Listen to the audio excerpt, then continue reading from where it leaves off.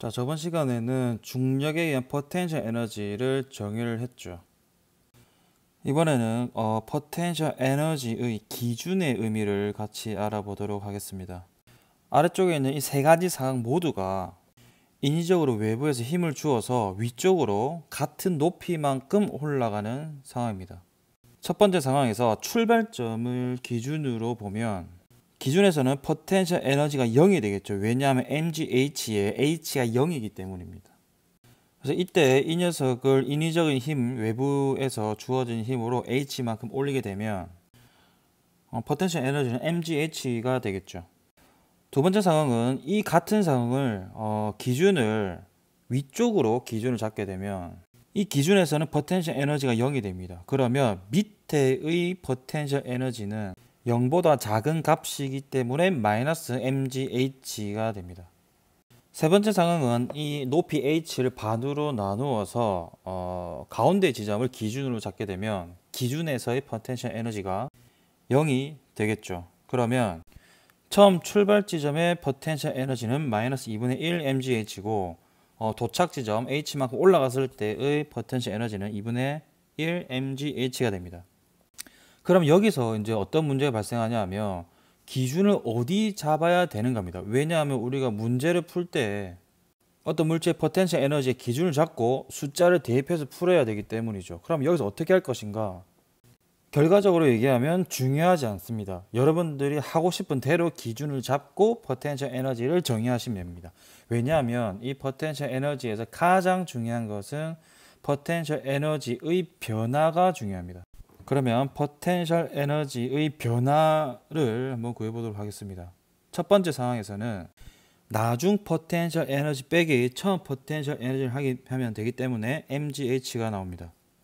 두 번째 상황에서는 0 빼기에 그 다음에 마이너스 mgh가 되기 때문에 결과적으로는 포텐셜 에너지의 변화량이 mgh가 되겠죠. 세 번째는 2분의 1 mgh 마이너스에 마이너스 2분의 1 mgh가 되기 때문에 얘도 마찬가지로 mgh가 되겠죠. 결과를 보시면 기준은 중요하지 않다. 뭐가 중요하냐? 포텐셜 에너지의 변화가 중요하다. 이렇게 보시면 됩니다.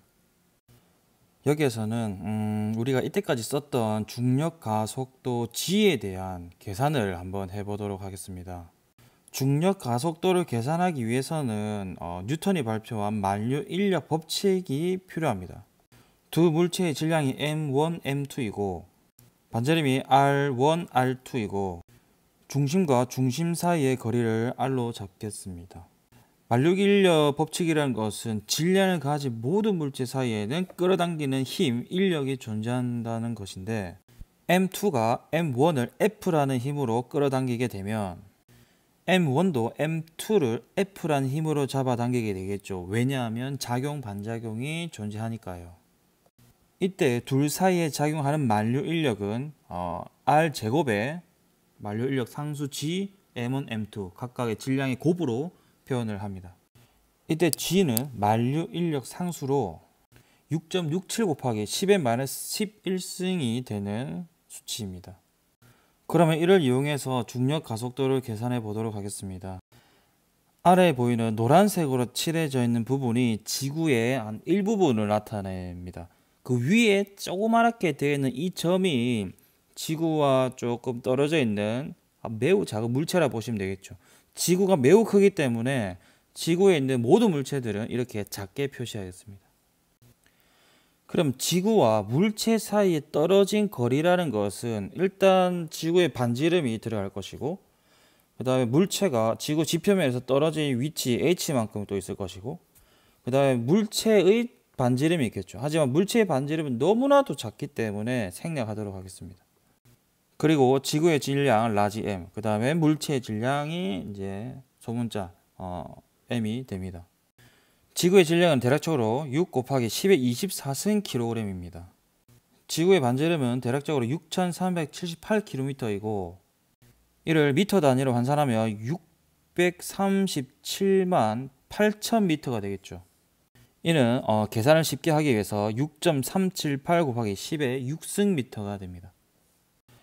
지구와 물체는 질량을 가지고 있기 때문에 만류 인력 법칙에 의해서 힘을 좀 끌어당기는, 서로 끌어당기는 힘이 발생하게 되고, 이는 식으로 표현하면 거리의 제곱에 만류인력 상수 곱하기 물체의 질량, 지구의 질량의 곱이 되겠죠. 지구의 반지름에 비해서 물체가 떨어진 거리, 지표면으로부터 떨어진 거리 h가 매우 작은 숫자이기 때문에 이 식을 근사시킬 수가 있습니다. 이렇게 말이죠. 그러면 각각의 수치를 한번 대입해 보면, 이를 계산해 보면 물체의 질량 곱하기 9.8이 나오게 됩니다. 우리가 뉴턴의 제2법칙에서 배웠던 F는 ma 식의 예를 대입해 보면 이 두 식이 같다는 것을 알 수 있고, 지표면 근처에서 지구에 의한 중력 가속도라는 것이 9.8m/s 제곱이라는 것을 알 수가 있습니다.